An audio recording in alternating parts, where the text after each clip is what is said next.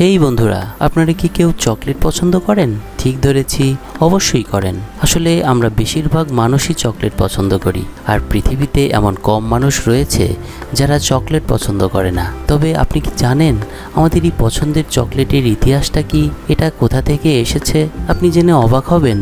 খ্রিস্টের জন্মের 1500 বছর আগে থেকে পৃথিবীতে এই চকলেটের প্রচলন ছিল। প্রাচীন ওলম্যাক সভ্যতা থেকে শুরু করে বর্তমান সময় পর্যন্ত চকলেটের একটি বিস্তৃত ইতিহাস রয়েছে। ভীষণ মজাদার এই চকলেটের যাত্রা কিভাবে শুরু হয়েছিল এবং এর সুদূর প্রসারী যাত্রায় চকলেট কিভাবে অতীতের মতো বর্তমানেও সমান জনপ্রিয়তা বজায় রেখেছে, সেই তথ্যগুলোই আপনাদের এই ভিডিওতে আজ জানাতে চলেছি। আশা করি চকলেটের যাত্রায় আপনি আমাদের সঙ্গী হবেন। তো ঝটপট আমাদের এই চ্যানেলটি সাবস্ক্রাইব করে ফেলুন এবং চলুন বেরিয়ে পড়ি চকলেটের সঙ্গে এক রোমাঞ্চকর যাত্রায়।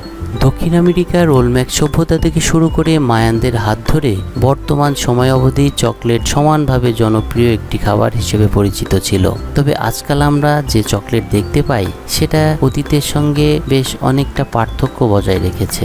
সাধারণত চকলেট তৈরি হয় কোকো গাছের ফল থেকে। কোকো ফলগুলিকে পডস বলা হয় এবং এর প্রতিটি শুটিতে প্রায় 40টির মতো কোকো ফল থাকে। কোকো বিনস তৈরি করতে গাছ থেকে সদ্য পাড়া কোকো শুটিকে প্রথমে ভেজানো হয় এবং তারপর সেগুলো শুকনো হয় এবং সেট থেকেই তৈরি হয় আমাদের সুস্বাদু চকলেট। কোকো থেকে চকলেটের উৎপত্তি প্রথম কখন হয়েছিল বা কারা এটি আবিষ্কার করেছিল তা অনেকের কাছেই খুব একটা স্পষ্ট নয়। তবে আমেরিকান ইন্ডিয়ান স্মিথসোনিয়ান জাদুঘরের সাংস্কৃতিক আর্টস কিউরেটর হেইস লেভিসের মতে 1500 খ্রিস্টাব্দে গড়ে ওঠা প্রাচীন ওলম্যাক সভ্যতায় চকলেটকে চায়ের সাথে একটি উত্তেজক যৌগ হিসেবে ব্যবহার করা হতো। মনে করা হয় ওলম্যাক্সরা একটি অনুষ্ঠানের পানীয় তৈরি করতে কোকো বিনস ব্যবহার করত। তবে বেশিরভাগ ঐতিহাসিক নিশ্চিতভাবেই বলেছেন ওলম্যাক্সরা কোকো বিনস ব্যবহার করত এবং সেখান থেকেই পরবর্তীতে কোকোকে চকলেট হিসেবে ব্যবহার করা শুরু হয়েছে। এটা নিঃসন্দেহেই বলা যায় ওলম্যাক্সরা তাদের কোকো সম্পর্কিত জ্ঞান মধ্য আমেরিকায় ছড়িয়ে দিতে সক্ষম হয়েছিল, যার থেকে পরবর্তীতে মায়ানরা তাদের নিজেদের সংস্কৃতিতে কোকোকে চকলেট হিসেবে ব্যবহার শুরু করে। মায়ান সভ্যতায় কোকো বিনসকে শুধু খাবার হিসেবেই ব্যবহার করা হতো না, তারা এটিকে রীতিমতো শ্রদ্ধার চোখে দেখত। মায়ানদের লিখিত ইতিহাস থেকে জানা যায় বিভিন্ন অনুষ্ঠান উদযাপনে এবং গুরুত্বপূর্ণ লেনদেন চূড়ান্ত করতে চকলেটকে উদযাপনের পানীয় হিসেবে তারা ব্যবহার করত। মায়ান সংস্কৃতিতে চকলেটের এরকম গুরুত্ব থাকা সত্ত্বেও এটি মায়ান অভিজাত শ্রেণীর পাশাপাশি প্রায় সব ধরনের নাগরিকদের জন্য এটি সহজলভ্য ছিল। মায়ানদের অনেক পরিবারে প্রতিটি খাবারের সাথে চকলেটের ব্যবহার ছিল বাধ্যতামূলক। সেই থেকে অ্যাজটেক সভ্যতায় চকলেটের ব্যবহার অনেক প্রশংসিত স্তরে পৌঁছেছিল। অ্যাজটেক জনগণ বিশ্বাস করত কোকো বিনস দেবতাদের তরফ থেকে পাওয়া এক পরম উপহার। মায়ানদের মতে তারাও অলংকৃত পাত্রে গরম বা ঠান্ডা মশলাদার চকলেট পানীয় হিসেবে গ্রহণ করত। অনেক ক্ষেত্রেই তারা খাদ্য এবং অন্যান্য পণ্য কিনতে কোকো বিনসকে মুদ্রা হিসেবে ব্যবহার করত। অ্যাজটেক সংস্কৃতিতে কোকো শুটিকে সোনার চেয়েও মূল্যবান বলে মনে করা হতো। অ্যাজটেক সভ্যতায় সম্ভবত সকলের মধ্যে সবচেয়ে কুখ্যাত ছিলেন অ্যাজটেক সম্রাট দ্বিতীয় মন্টেজুমা। তিনি নিজের শক্তি বৃদ্ধি এবং এটিকে অ্যাফ্রোডিটিয়াক হিসেবে প্রতিদিন প্রচুর পরিমাণে চকলেট পান করতেন। আরও জানা যায় তিনি তার কিছু কোকো মটরশুঁটিকে তার সামরিক বাহিনীর জন্য সংগ্রহ করতেন। এরপরে চকলেটের ইতিহাস শুধু ইউরোপময়। চকলেট সুদূর দক্ষিণ আমেরিকা ছাড়িয়ে ইউরোপের উদ্দেশ্যে সেই থেকে বেরিয়ে পড়ে। তবে চকলেট ঠিক কখন ইউরোপে এসে পৌঁছেছিল এ সম্পর্কে কিছু বিতর্ক রয়েছে। অনেকেই ধারণা করেন চকলেট প্রথমে স্পেনে পৌঁছেছিল। এ সম্পর্কে একটি গল্প প্রচলিত রয়েছে। ক্রিস্টোফার কলম্বাস আমেরিকার ভ্রমণের সময় একটি বাণিজ্য জাহাজ আটক করে কিছু কোকো বিনস আবিষ্কার করেছিলেন। তিনি কৌতূহলবশত এই শুটিগুলো স্পেনে ফিরিয়ে নিয়ে আসেন সেই 1502 সালে। আরেকটি গল্পে বলা হয়েছে স্প্যানিশ বিজয়ী হার্নান কার্টেস অ্যাজটেক সম্রাট মন্টেজুমার কাছ থেকে এই চকলেট সম্পর্কে ধারণা পেয়েছিলেন। স্পেনে ফিরে আসার পরে কোকো বিনসের জ্ঞান তিনি গোপন রেখেছিলেন। এবং তৃতীয় আরেকটি গল্পে বলা হয় 1544 সালে গুয়েতেমালার এক মায়ান স্পেনের রাজা দ্বিতীয় ফিলিপের সামনে কোকো বিনস উপস্থাপন করেছিলেন। যতই বিতর্ক থাক, স্পেন চকলেট কিভাবে পেল আসলেও স্পষ্ট নয়। তবে স্পেনীয়রা প্রথম থেকেই এটি খুবই পছন্দ করা শুরু করে এবং 1585 সালে স্পেন চকলেট আমদানি করতে শুরু করেছিল।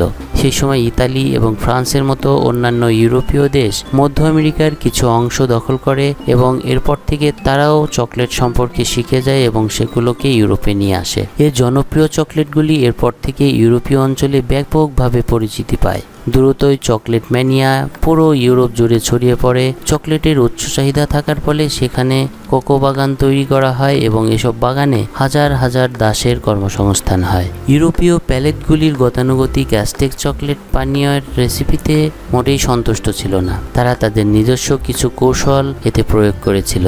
চিনি, দারচিনি এবং অন্যান্য সাধারণ মশলা গরম কোকো চকলেটের সাথে মিশিয়ে নতুন এক ধরনের চকলেট তারা তৈরি করতে শুরু করে। তবে চকলেট ইতিমধ্যে ইউরোপে পৌঁছলেও উত্তর আমেরিকা কিন্তু তখনও চকলেটের স্বাদ পায়নি। 1641 সালে একটি স্পেনীয় জাহাজে কোকো বিনস প্রথমে আমেরিকার ফ্লোরিডায় এসে পৌঁছায়। ধারণা করা হয় বোস্টনে 1682 সালে প্রথম আমেরিকান চকলেট হাউস খোলা হয়েছিল। 1773 সালের মধ্যে কোকোশুটি আমেরিকার উপনিবেশের একটি বড় আমদানি পণ্য হিসেবে পরিচিতি লাভ করে এবং সমস্ত শ্রেণীর লোকেরা চকলেট উপভোগ করতে শুরু করেছিল। যখন চকলেট প্রথম ইউরোপে আসে তখন ইউরোপীয়দের কাছে এটি ছিল এক ধরনের বিলাসিতা যা কেবল ইউরোপের ধনী লোকেরাই উপভোগ করতে পারত। তবে 1828 সালে ডাচ রসায়নবিদ কনরাড জোহানসন ভ্যান হাউটেন পানির সাথে মিশ্রিত করা সহজতর একটি গুঁড়ো চকলেট তৈরি করার জন্য ক্ষারযুক্ত লবণের সাথে কোকো বিনের সমন্বয়ে একটি উপায় আবিষ্কার করেছিলেন। প্রক্রিয়াটিকে ডাচ প্রসেসিং নামেও ডাকা হয়। এটি পরবর্তীতে কোকো পাউডার বা ডাচ কোকো নামেও পরিচিত হয়ে ওঠে। ভ্যান হিউটেন সম্ভবত কোকো প্রেস বা কোকো বিনস থেকে কোকো পাউডার উৎপাদনের মেশিন আবিষ্কার করেছিলেন। ডাচ প্রসেসিং এবং চকলেট প্রেস উভয়ই চকলেটকে সব ধরনের মানুষের জন্য সাশ্রয়ী করতে সহায়তা করে। 1847 সালে ব্রিটিশ চকলেটিয়ার জে.এস. ফ্রাই অ্যান্ড সন্স চিনি, চকলেট অ্যালকোহল এবং কোকো মাখন দিয়ে তৈরি পেস্ট থেকে প্রথম চকলেট বার তৈরি করেন। সুইস চকলেটিয়ার ড্যানিয়েল পিটারকে সাধারণত 1876 সালে দুধ চকলেট তৈরির জন্য শুকনো দুধের গুঁড়ো চকলেটে যুক্ত করার জন্য কৃতিত্ব দেওয়া হয়। এর বেশ কয়েক বছর পরে তিনি তার বন্ধু হেনরি নেসলের সঙ্গে কাজ শুরু করেছিলেন এবং তারা নেসলে সংস্থা তৈরি করেন। সেই থেকে তারা দুধের চকলেট প্রথমে বাজারে নিয়ে এসেছিলেন। 1879 সালে আরেক সুইস চকলেট কোম্পানি রুডলফ লিন্ডার শাক মেশিন আবিষ্কার করেছিলেন যা চকলেটের মুখের স্বাদের সঙ্গে সামঞ্জস্য করে আরও উন্নত মানের তৈরি করতে সাহায্য করেছিল। 19 শতকের শেষের দিকে এবং 20 শতকের গোড়ার দিকে পারিবারিক চকলেট সংস্থাগুলি যেমন ক্যাডবেরি, মঙ্গল, নেসলে এবং হার্স্টুইট স্ট্রিট চকলেটকে ক্রমবর্ধমান চাহিদা মেটাতে বিভিন্ন ধরনের চকলেট কনফেকশন তৈরি করা শুরু করেছিল। এ তো গেল ইউরোপ আমেরিকার কথা। আমাদের বাংলাদেশ বা ভারতীয় উপমহাদেশে কখন চকলেটের প্রচলন হয়েছিল? দর্শক, চকলেট বা কোকোশুটিগুলো ভারতীয় উপমহাদেশে আসে ব্রিটিশদের হাত ধরে। তবে 1965 সালে ক্যাডবেরি ইন্ডিয়া লিমিটেডের উদ্যোগে ভারতের কেরালার এক কৃষি খামারে প্রথম কোকো বিনসের চাষ শুরু হয়। এরপরে 1970, 1972 এবং 1979 সালে Cadbury India limited central plantation crafts research ইনস্টিটিউটের সহযোগিতায় বাণিজ্যিকভাবে কোকো চাষ শুরু করেছিল। চকলেটের প্রচলন ইন্ডিয়াতে সেই থেকে শুরু হলেও গত 20 বছর ধরে ক্যাডবেরি ইন্ডিয়া লিমিটেড চকলেটের মান উন্নয়নে বিপুল ভূমিকা বজায় রেখেছে।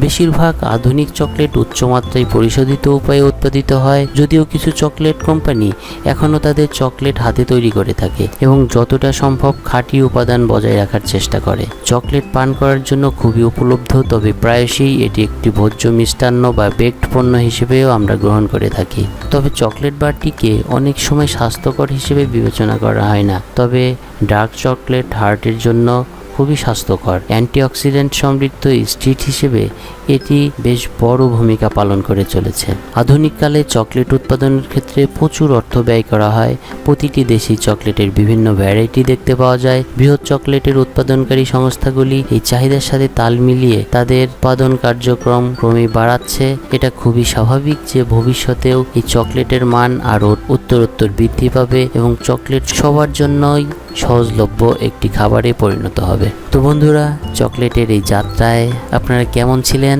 সেটা আমাদের কমেন্ট করে জানাবেন। যদি ভিডিওটি ভালো লাগে একটা লাইক দিবেন এবং অবশ্যই শেয়ার করবেন আর আমাদের চ্যানেলটিকে সাবস্ক্রাইব করতে ভুলবেন না।